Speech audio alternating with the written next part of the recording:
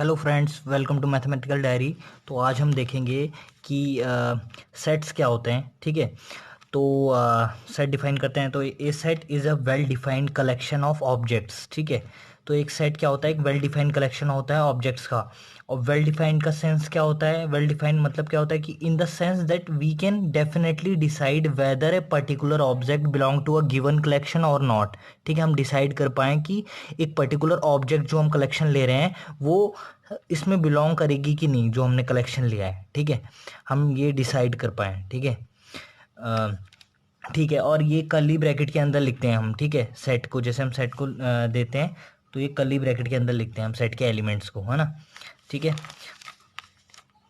और हम देखते हैं ये नोट्स हैं, कुछ पॉइंट्स हैं कि objects, elements and member of a set are synonymous terms. ठीक है, तो हम मतलब ऑब्जेक्ट भी बोलते हैं उसके एलिमेंट को, सेट के एलिमेंट को एलिमेंट भी बोलते हैं, एंड मेंबर भी बोलते हैं किसी ऑफ ए सेट। ठीक है, हम बोलेंगे element of a set, objects of a set, members of a set. ठीक है, और हमारे पे क्या है? Usually denoted by capital letters ABCXYZ, है ना। कि ये सेट को यूजुअली हम कैपिटल लेटर से डिनोट करते हैं। ठीक है, the elements of a set are represented by small letters. ठीक है, इसके एलिमेंट को यूजुअली हम स्मॉल लेटर से डिनोट करते हैं, एलिमेंट्स को।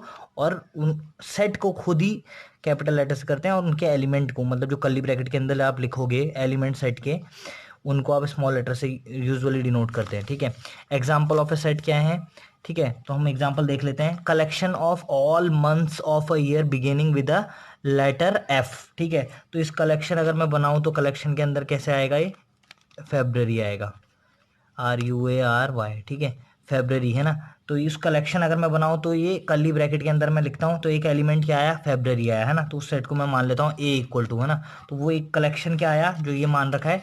ठीक है, तो कलेक्शन अगर मैंने लिया तो ये फेब्रवरी आया, और मैं ये बता सकता हूँ कोई भी मैं मंथ लूंगा, जनवरी लूंगा, फेब्रवरी लूंगा, मैं डिसाइड कर सकता हूँ कि वो इसके अंदर है कि नहीं।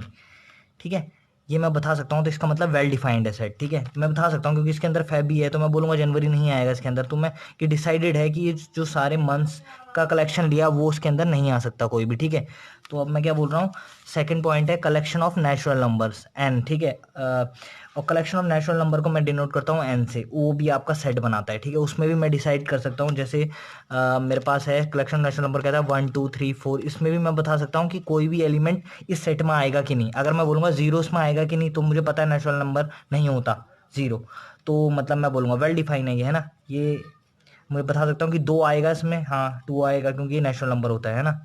तो मीन्स वेल डिफाइंड है कलेक्शन नेचुरल नंबर का भी, है ना। तो सेट ऑफ नेचुरल नंबर को डिनोट करता हूँ n से।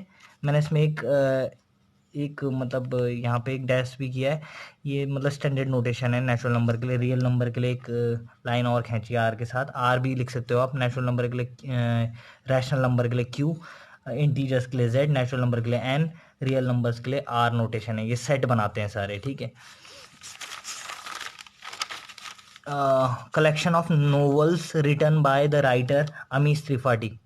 ठीक है, तो अमीश त्रिपाठी एक राइटर है, उसकी अगर मैं नोवेल्स का कलेक्शन बनाऊं तो ये पॉसिबल है मेरे को कि नोवेल्स उसकी जैसे 5 to 10 नोवेल्स ही होंगी, तो मुझे पता है कि उसका कलेक्शन बन सकता है, पॉसिबल है ना। और मैं ये भी डिसाइड कर सकता हूँ, अगर मैं कोई भी एक बुक का नाम लूँ तो मैं बता सकता हूँ ये अमीश त्रिपाठी ने लिखी है कि नहीं लिखी, तो ये वेल डिफाइंड भी कलेक्शन है ना।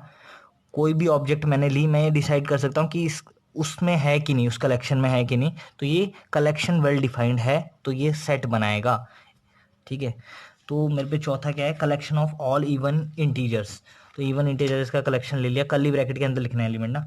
तो इवन इंटीजर्स मतलब इवन इंटीजर्स में क्या आ गए? 0 -2, नहीं +2 लिख दो पहले, +2 +4 +6 ऐसे ऐसे करके, -2 -2 -4 -6, है ना। ये सारे इवन इंटीजर्स ही हैं डिवाइड हो रहे हैं 2 से। ठीक है, तो ये आपका कलेक्शन सेट बना रहा है। ठीक है, अब मैं ये भी डिसाइड कर सकता हूँ कि कोई भी दो एलिमेंट, इसमें कोई भी एलिमेंट मैं ले लूँ, 1 ले लूँ, मैं बोलूँगा इसका एलिमेंट होगा कि नहीं इवन इंटीजर्स का, तो आप बोल सकते हो कि नहीं होगा। ठीक है, तो ये वेल डिफाइंड कलेक्शन है। ठीक है, नॉट अ सेट कब नहीं होता है?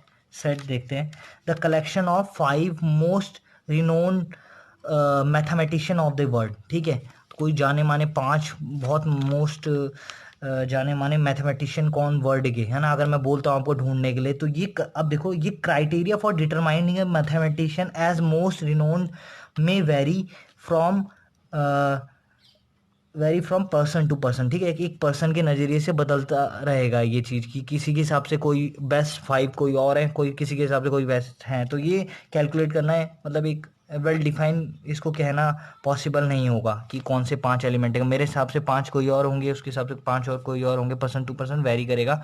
तो इस कलेक्शन को डिटरमाइन करना, 5 निकालना ऐसे most renowned mathematician of the world, ये पॉसिबल नहीं है, ठीक है। तो ये वेल डिफाइंड कलेक्शन नहीं पॉसिबल है, ये तो ये सेट नहीं बना सकता, ठीक है। Collection of 10 most talented writer of India, ये भी पर्सन टू पर्सन वेरी करेगा। डिटरमाइनिंग दैट, ये डिटरमाइन करना कि टैलेंटेड राइटर कौन है, ये पर्सन टू पर्सन क्राइटेरिया ये वेरी करेगा, उसके हिसाब से किस हिसाब से ये मोस्ट टैलेंटेड हैं, उस ये मतलब vary person to person vary करेगा, ठीक है। ये भी आपका कलेक्शन क्या नहीं हो सकता, सेट नहीं हो सकता, ठीक है। A team of 11 best cricket batsman of the world, ठीक है, ये भी पर्सन टू पर्सन वेरी करेगा, किसके हिसाब से, किस क्राइटेरिया के हिसाब से, कौन से 11 बेस्ट बैट्समैन हैं, ठीक है। किसी के हिसाब से कुछ और बेस्ट हो सकते हैं 11, किसी के हिसाब से, तो ये अलग अलग आ रहा है, तो इसका मतलब ये वेल डिफाइंड कलेक्शन नहीं है, ठीक है ना। Thank you. अगर आपने इस वीडियो से कुछ सीखा तो लाइक करें, औरों तक ये वीडियो पहुंचाने के लिए शेयर करें, आगे वीडियो देखते रहने के लिए सब्सक्राइब करें। Thank you.